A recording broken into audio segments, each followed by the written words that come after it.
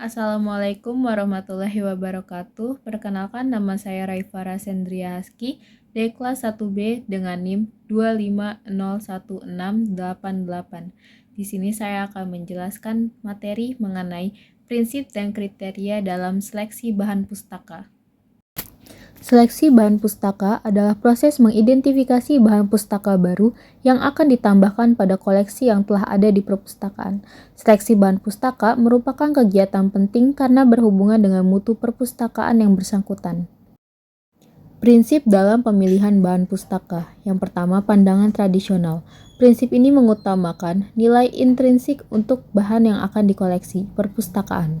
Awal yang mendasari prinsip ini adalah pemahaman bahwa perpustakaan merupakan tempat untuk melestarikan warisan budaya dan sarana untuk mencerdaskan masyarakat. Apabila dinilai tidak bermutu, bahan perpustakaan tidak akan dipilih untuk diadakan. Yang kedua, pandangan liberal.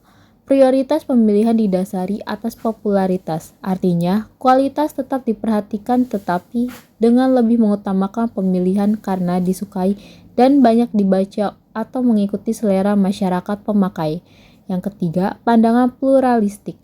Prinsip yang dianut pandangan ini berusaha mencari keselarasan dan keseimbangan di antara kedua pandangan tersebut, baik tradisional maupun liberal. Kriteria dalam seleksi bahan pustaka. Yang pertama, tinjauan, cakupan, dan kelompok pembaca. Bahan pustaka yang dipilih harus mempertimbangkan secara sungguh-sungguh kesesuaian dengan tujuan, cakupan, dan pengguna perpustakaan yang bersangkutan. Yang kedua, tingkatan koleksi. Tingkatan koleksi menjadi salah satu faktor utama untuk menentukan koleksi tertentu. Tingkatan mana yang diprioritaskan dapat berbeda antara satu perpustakaan dengan perpustakaan lain.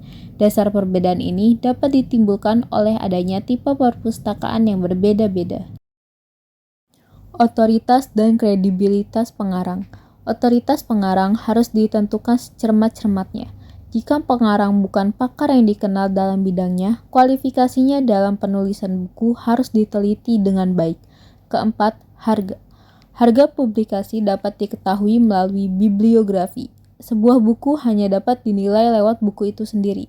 Pustakawan perlu mempertimbangkan secara bertanggung jawab ketika memutuskan pemilihan bahan pustaka di atas harga rata-rata. Kelima, kemutahiran. Data tentang tanggal penerbitan bahan pustaka tetap perlu diverifikasi. Penerbitan bahan pustaka tertentu mungkin saja diterbitkan beberapa tahun setelah penelitian sehingga nilai kemutahirannya berkurang. Keenam, penyajian fisik buku. Penampilan fisik buku-buku dapat dipengaruhi keputusan seleksi. Bahan pustaka harus bersih, rapih, dan dapat dibaca dengan jelas. Ketujuh, struktur dan metode penyajian. Pustakawan dengan latar belakang subjek tertentu biasanya dapat memperoleh gambaran tentang struktur buku melalui daftar isi. Kedelapan, indeks dan bibliografi. Keberadaan bibliografi dan indeks sebuah buku dapat diketahui secara jelas lewat entry dalam bibliografi nasional. Meskipun demikian, kualitas bibliografi dan indeks akan dapat ditentukan secara tepat apabila langsung diperiksa dan dilihat pada buku itu sendiri.